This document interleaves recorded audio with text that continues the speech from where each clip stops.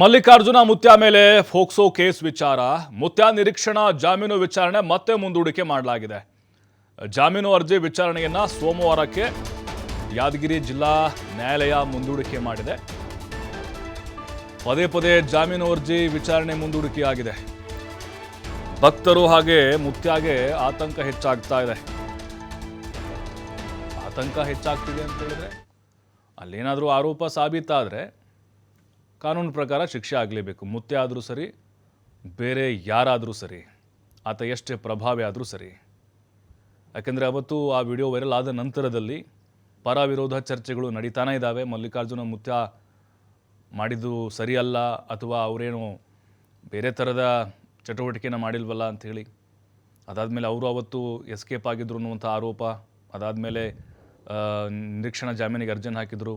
ಅದಕ್ಕಿಂತ ಮುಂಚೆ ಪೊಲೀಸರು ಹಾಜರುಪಡಿಸಿದ್ರು, ಅವರನ್ನು ವಿಚಾರಣೆಗೆ ಒಳಪಡಿಸಿದ್ರು. ಈಗ ಪದೇ ಪದೇ ನಿರೀಕ್ಷಣಾ ಜಾಮೀನು ಅರ್ಜಿ ಮುಂದೂಡಿಕೆ ಆಗ್ತಿರೋದ್ರಿಂದ ಅವರು ಭಕ್ತಾದಿಗಳಲ್ಲಿ ಆತಂಕ ಹೆಚ್ಚಾಗಿದೆ ಅಂತೆ, ಡವಡವ ಶುರುವಾಗಿದೆ ಅಂತೆ. ಏನಾಗುತ್ತೆ ಅಂಥೇಳಿ ಬಹುಶಃ ನಮಗನ್ನಿಸ್ತಾ ಇದೆ ಈ ಪೋಕ್ಸೋ ಪ್ರಕರಣಕ್ಕೆ ಸಂಬಂಧಪಟ್ಟಂತೆ ನಿರೀಕ್ಷಣಾ ಜಾಮೀನು ಸಿಗಬಹುದು ಅಂಥೇಳಿ. ಯಾಕಂದರೆ ಆ ಬಾಲಕಿ ಇದ್ದಾಳಲ್ವ, ಆ ವಿಡಿಯೋದಲ್ಲಿ ಅವರ ತಂದೆ ತಾಯಿನೇ ಕ್ಲಾರಿಟಿ ಕೊಟ್ಬಿಟ್ಟಿದ್ದಾರೆ. ಹಾಗಾಗಿ ಈ ಕೇಸ್ ಜಾಸ್ತಿ ದಿನ ಉಳಿಯಲ್ಲ ಅಂತ ಅನಿಸುತ್ತೆ.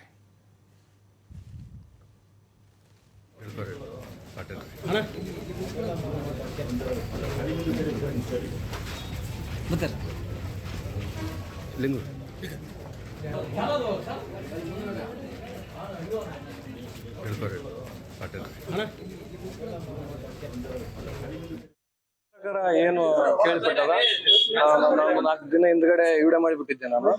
ನಾನು ಇದ್ರ ತರ ಒಂದು 13ನೇ ತಾರೀಕು ಜಾತ್ರೆಗೋಸ್ಕರ ನಾವು ಹೊರಗಡೆ ಹೋಗಿದ್ದೆ. ಜಾತ್ರೆಗೋಸ್ಕರ ಹೋದ ತಕ್ಷಣ ಸ್ವಲ್ಪ ನನಗೆ ಬಹಳಷ್ಟು ಮೈ ಸ್ವಲ್ಪ ಅಲ್ಕ್ ಬಿಟ್ಟು ಸ್ವಲ್ಪ ಜ್ವರ ಗಿರ ಬಂದು ನಾನು ಹಾಸ್ಪಿಟ್ಲಲ್ಲಿ ಇದ್ದೆ. ನಾನು ಇಂತಕ್ ಮುಂಚೆ ಹೇಳಿದ್ದೆ, ಇದಕ್ಕಿಂತ ಮುಂಚೆ ಹೇಳಿದ್ದೆ ನಾನು ಹೋಗಿ ಪೊಲೀಸ್ ಠಾಣೆಗೆ ನನಗೇನು ನೋಟಿಸ್ ಏನು ಕಳಿಸಿದ ನಂತರ ನಾ ಬಂದು ಹಾಜರಾತಿನಂತ ನಾನು ಕಾನೂನಕ್ಕೆ ನಾನು ತಲೆ ಬಾಕ್ತಂತ, ನಾ ಯಾವುದೇ ತಪ್ಪು ಮಾಡಿಲ್ಲ ಅನ್ನೋ ಒಂದು ವಿಚಾರ ಇಟ್ಕೊಂಡು ನಾನು ಕಾನೂನು ತಲೆ ಬಾಕ್ತಂತ ಬಂದದ್ದು ಸತ್ಯ. ಇವತ್ತು ವಿಚಾರಣೆ ವಿಚಾರ ಅದು ವಿಚಾರ ಅನ್ನೋದು ಅದು ಕಾನೂನು ಏನ್ ಹೇಳ್ತದ ಅದ್ರ ಮೇಲೆ ನಾನು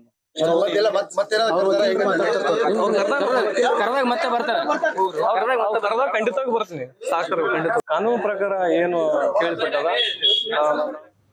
ಮತ್ತಷ್ಟು ಮಾಹಿತಿ ನಮ್ಮ ಪ್ರತಿನಿಧಿ ಮಲ್ಲಪ್ಪ ನೀಡ್ತಾರೆ. ಮಲ್ಲಪ್ಪ, ಮುತ್ಯಾಗೇನಾದರೂ ಈಗ ಬಂಧನದ ಭೀತಿ ಹೆಚ್ಚಾಗ್ತಾ ಇರ್ಬೋದಾ? ಪದೇ ಪದೇ ನಿರೀಕ್ಷಣಾ ಜಾಮೀನು ಅರ್ಜಿ ವಿಚಾರಣೆ ಮುಂದೂಡಿಕೆ ಆಗ್ತಿರೋದ್ರಿಂದ ಭಕ್ತಾದಿಗಳಲ್ಲಿ ಹೇಗೆ ಆತಂಕ ಇದೆ? ಜಿಲ್ಲಾ ನ್ಯಾಯಾಲಯದಲ್ಲಿ ಇವತ್ತೇನೋ ವಿಚಾರಣೆ ಇತ್ತು. ಆ ಜಿಲ್ಲಾ ನ್ಯಾಯಾಲಯ ಕೂಡ ಮಲ್ಲಿಕಾರ ಮುತ್ಯ ಅವರ ಜಾಮೀನು ಅರ್ಜಿ ವಿಚಾರಣೆಯನ್ನು ಸೋಮವಾರ ಜಿಲ್ಲಾ ನ್ಯಾಯಾಲಯ ಮುಂದೂಡಿದೆ. ಹೀಗಾಗಿ ಭಕ್ತರಲ್ಲಿ ಮತ್ತು ಮಲ್ಲಿಕಾರ್ಜುನ ಮುತ್ಯನಲ್ಲಿ ದಿನದಿಂದ ದಿನಕ್ಕೆ ತೀವ್ರ ಆತಂಕ ಹೆಚ್ಚಳ ಆಗ್ತಾ ಇದೆ ಅನ್ಬಹುದು. ಈಗಾಗಲೇ ಮಲ್ಲಿಕಾರ್ಜುನ ಮುತ್ಯ ಅವರು ಏನು ಅಪ್ರಾಪ್ತ ಬಾಲಕಿಯೊಂದಿಗೆ ಅನುಚಿತ ವರ್ತನೆ ಮಾಡಿದ್ರು, ಈಗಾಗಲೇ ಅವರು ಶಾಪುರದ ಸಿಪಿಐ ಕಚೇರಿಯಲ್ಲಿ ತನಿಖಾಧಿಕಾರಿಯಾಗಿದ್ದ ಸಿಪಿಐ ಶರಣಗೌಡ ನಾಮಣ್ಣ ಅವರ ಸಮ್ಮುಖದಲ್ಲಿ 2 ದಿನಗಳ ಕಾಲ ವಿಚಾರಣೆಗೆ ಹಾಜರಾಗಿದ್ದಾರೆ. ಇದಲ್ಲದೆ ಮೆಡಿಕಲ್ ಟೆಸ್ಟ್ ಕೂಡ ಅವರನ್ನು ಮಾಡಿಸಿದ್ದಾರೆ. ಇವತ್ತೇನಾದ್ರೂ ಜಾಮೀನು ಅರ್ಜಿ ಸಿಗಬಹುದು ಎನ್ನುವ ಒಂದು ಜಾಮೀನು ಸಿಗಬಹುದು ಎಂಬ ಒಂದು ಆಶಾಭಾವನೆಯನ್ನು ಮಲ್ಲಿಕಾರ್ಜುನ ಮುತ್ಯ ಮತ್ತು ಮುತ್ಯನ ಬೆಂಬಲಿಗರು ಇಟ್ಟುಕೊಂಡಿದ್ರು. ಆದ್ರೆ ಅವರಿಗೆ ಆಸೆ ಸಂಪೂರ್ಣವಾಗಿ ತಣ್ಣೀರು ಎರಚಿದಂತಾಗಬಹುದು. ಹೀಗಾಗಿ ಅವರಲ್ಲಿ ಆತಂಕವು ಮತ್ತಷ್ಟು ಉಂಟು ಮಾಡಿದೆ. ಸೋಮವಾರ ವಿಚಾರಣೆ ಮುಂದೂಡಿರೋದ್ರಿಂದ ಭಕ್ತರಲ್ಲಿ ಮತ್ತು ಮಲ್ಲಿಕಾರ್ಜುನ ಮುತ್ಯ ಅವರು ಕೂಡ ಆತಂಕಕ್ಕೀಡಾಗಿದ್ದಾರೆ. ಇದನ್ನು ಸೋಮವಾರ ಯಾವ ರೀತಿಯಾಗಿ ಅವರಿಗೆ ಮಲ್ಲಿಕಾರ್ಜುನ ಮುತ್ಯ ಅವರಿಗೆ ಜಾಮೀನು ಸಿಗುತ್ತೋ ಅಥವಾ ಜೈಲಿಗೆ ಹೋಗುತ್ತಾರೆ ಅನ್ನೋದು ಕೂಡ ಭಾರಿ ಕುತೂಹಲ ಮೂಡಿಸಿದೆ. ಈಗಾಗಲೇ ಮಲ್ಲಿಕಾರ್ಜುನ ಮುತ್ಯ ಅವರು ಅಪ್ರಾಪ್ತ ಬಾಲಕಿಯಿಂದ ವರ್ತನೆ ಪ್ರಕರಣ ಕುರಿತ ಈಗ ಬಾಲಕಿ ಪೋಷಕರು ಕೂಡ ನೇರವಾಗಿ ನ್ಯಾಯಾಧೀಶರ ಸಮ್ಮುಖದಲ್ಲೇ ಅವರು ಕೂಡ ತಮ್ಮ ಅಭಿಪ್ರಾಯವನ್ನು ತಿಳಿಸಿದ್ದಾರೆ ಎನ್ನಲಾಗಿದೆ. ಹೀಗಾಗಿ ಮಲ್ಲಿಕಾರ್ಜುನ ಮುತ್ಯ ಅವರು ಜಾಮೀನು ಸಿಗಬಹುದೆಂಬುದು ಬೆಳಗ್ಗೆಂದ್ರು ಕೂಡ ಬಹಳ ಆಶಾಭಾವನೆಯಿಂದ ಇದ್ರು. ಆದ್ರೆ ಆ ಆಶಾಭಾವನೆ ಸಂಪೂರ್ಣವಾಗಿ ಕುಂದುಂಟಾಗಿದೆ. ಹೀಗಾಗಿ ಸೋಮವಾರ ಏನು ವಿಚಾರಣೆ ಬರಲಿದೆ, ಆ ಸೋಮವಾರ ಕೂಡ ಅವರ ಜಾಮೀನಿನ ಭವಿಷ್ಯ ನಿರ್ಧಾರವಾಗಲಿದೆ. ಈ ಮಲ್ಲಿಕಾರ್ಜುನ ಮುತ್ಯ ಅವರ ಮೇಲಿನ ಪೋಕ್ಸೋ ಪ್ರಕರಣ ಏನು ದಾಖಲಾಗಿದೆ, ದಾಖಲಾದ ಬೆನ್ನಲ್ಲೇ ರಾಜ್ಯಾದ್ಯಂತ ಮಲ್ಲಿಕಾರ್ಜುನ ಮುತ್ಯ ಅವರ ವಿರುದ್ಧವಾಗಿ ಅಸಮಾಧಾನ ತೀವ್ರವಾಗಿ ಭುಗಿಲೆದ್ದಿತ್ತು. ಇದಲ್ಲದೆ ಮಲ್ಲಿಕಾರ್ಜುನ ಮುತ್ಯ ಅವರು ಕೂಡ ಯಾವುದೇ ರೀತಿಯಿಂದ ತಪ್ಪು ಮಾಡಿಲ್ಲ ಎನ್ನುವ ಭಾವನೆ ಕೂಡ ಮತ್ತೊಂದು ವರ್ಗ ಕೂಡ ಹೇಳುತ್ತಲಿದೆ.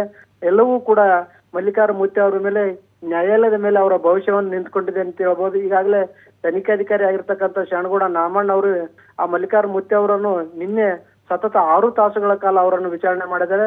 ವಿಚಾರಣೆ ಮಾಡಿದ ಬಳಿಕ ಮತ್ತೆ ಬಿಟ್ಟು ಕಳಿಸಿದ್ದಾರೆ. ಇದಲ್ಲದೆ ನಾವೇನಾದ್ರೂ ತನಿಖೆ ಕರೆದಾಗೆ ಮತ್ತೊಂದ್ಸಲ ತಾವು ಬರಲೇಬೇಕು ಅಂತೇಳಿ ಸೂಚನೆ ಖಡಕ್ ಸೂಚನೆಯನ್ನು ಕೊಟ್ಟಿದ್ದಾರೆ. ಇದಲ್ಲದೆ ಮಲ್ಲಿಕಾರ್ಜುನ್ ಮುತ್ತೆ ಅವರು ಬಳಕೆ ಮಾಡ್ತಕ್ಕಂತ ಮೊಬೈಲ್ಗಳನ್ನು ಕೂಡ ಜಪ್ತಿ ಮಾಡುವ ಮೂಲಕ ತನಿಖಾಧಿಕಾರಿ ಅವರು ಶಾಕ್ ನೀಡಿದ್ದಾರೆ. ಹೀಗಾಗಿ ಮಲ್ಲಿಕಾರ್ಜುನ್ ಮುತ್ತೆ ಅವರ ಭವಿಷ್ಯ ಸೋಮವಾರ ನಿರ್ಧಾರವಾಗಲಿದೆ. ಥ್ಯಾಂಕ್ ಯು ಮಲ್ಲಪ್ಪ ಮಾಹಿತಿಗಾಗಿ.